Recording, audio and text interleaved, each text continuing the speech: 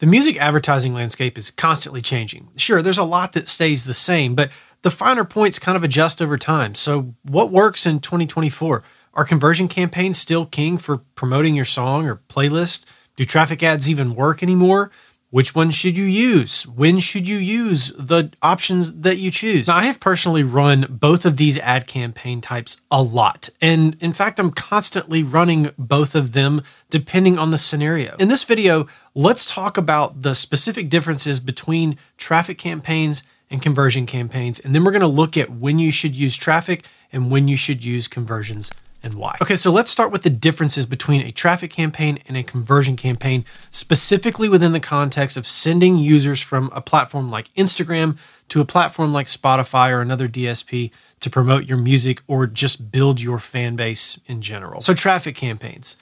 A traffic campaign is a very simple thing to set up. This is one of the reasons I think it's so important to know how to do it, especially for a brand new advertiser. If you've never run ads in your life, the ad platform is overwhelming. I'll be completely honest. I mean, I would be surprised if there's a single person in the world who didn't say they were a little bit overwhelmed the first time they jumped into an ad platform on Meta or TikTok or YouTube, Google, whatever else.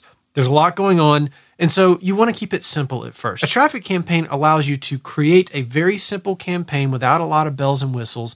You just select your campaign type, you select your targeting, and then you create an ad and you drop a link in that ad and you're pretty much done. You don't have to fool with pixels, you don't have to fool with landing pages, and there are a bunch of other extra steps and tests that you get to avoid by using this campaign. Now, I personally believe this is the best campaign to start with when promoting your music. In fact, that's why I created the course that we have, the Spotify Traffic Accelerator. It is the perfect course to get you up and running for the very first time if you've never run ads in your life. Now, I'll leave a link to the description of that and all the other stuff I talk about in this video below if you want to go check that out. No pressure, obviously. But if you're keen to learn all the ins and outs of getting up and running from the beginning, is a good place to start. Now, of course, because traffic campaigns are so simple and so easy to set up, that means that it kind of comes with a price. Easy comes with a bit of a trade-off, and that is that these campaigns can get botted.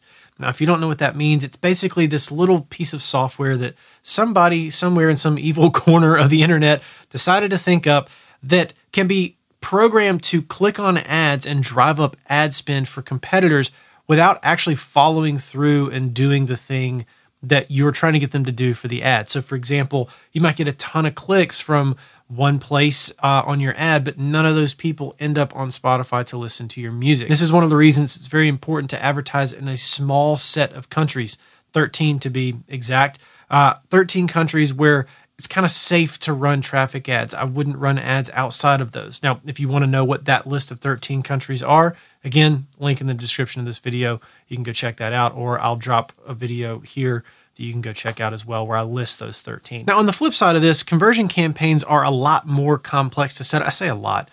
They're more complex to set up. Not that much more complex, but they are more complex to set up. But the trade-off is they're way more reliable and you can use them globally. So with a traffic campaign, somebody sees your ad, they click the link, they end up on Spotify. With a conversion campaign, somebody sees the ad, they click the link, they go to a landing page where they have to click a button again to end up on Spotify. When they click that button, the artist's pixel, your pixel in this example, would be installed on that landing page, and it sends a signal back to the ad platform that says, hey, the person did the thing, success, your ad is working, and then they end up on Spotify. Now, in, let's say, like real world ads, normal business ads, you would control every single step of this process. So somebody would click your ad, they would hit a landing page where your pixel is installed, they'd click a button, let's say, and that would send back one signal that says they did this, and then they would go to another page that you own as well, and they'd make a purchase or drop in their email address for a lead, and your pixel would send a signal all the way back through the chain that says they did all of this, so success. With music ads, we don't get that. We only get the landing page, and we can't put our pixel on Spotify or Apple Music or wherever else. So it's kind of a black hole when we leave the landing page. So having that landing page is the best we can do, but it's better than nothing. It is more reliable than just a link click and hoping they get to Spotify. That extra step, first and foremost, allows us to qualify traffic. Somebody who's not really interested in listening to your song, they're going to jump off at the landing page. They're not going to end up on Spotify anyway. That's fine. But also, it's a lot more difficult to program a piece of software to click an ad, go to a landing page, click the button, and then not go to Spotify. I'm not saying it can't be done. I'm not a coder or a software engineer. I don't know. Maybe it can. It just is more difficult to pull that off. Now, if you do want to run conversion ads and you want every single detail on how to do that, we do have a course called the Spotify Artist Accelerator. The interface is a bit dated. I'm going to go ahead and tell you. I filmed this course a few years ago, and Meta makes updates to their ad platform like every week. So there's going to be some stuff in the interface that's a little bit different than it is now, but 95% of it is exactly the same and applicable. So if you want to learn all the ins and outs of how to set up and run conversion ads, that's the course for you. I'll leave a link below as well. Okay, so now we understand the differences between traffic and conversion ads. Let's talk about when to use each of them. When do they work? Why would you use them? Start with traffic. So a traffic campaign is the best campaign to start with for any first-time advertiser trying to promote their music on DSPs, in my opinion. And this is for a few different reasons. Number one, as I said before, it's easier to set up. When you're navigating an ad account for the first time, you have no idea what you're doing. It's best to keep it simple. Number two, if you do have a brand new ad account, it's best to warm it up before going from 0 to 100 with conversion ads.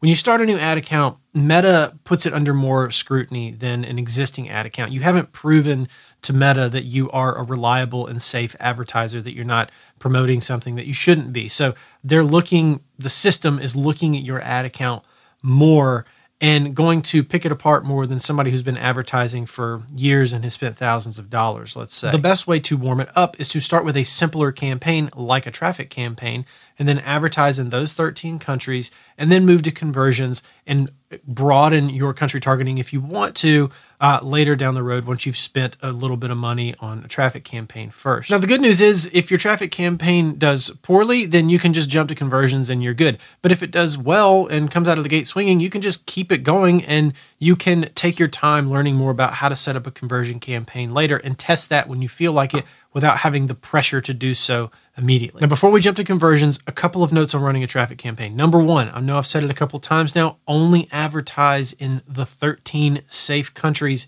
at the link in the description of this video that you want to check out. If you use anything outside of that, your campaign's going to get botted. You're not going to get any results, and you're going to be mad, and you're going to come in to the comments on this video and you're going to tell me it didn't work. So just please don't do that. Let's just avoid all that headache. And number two, only use the link to the final destination in your ad. You don't want to use a landing page with a traffic campaign.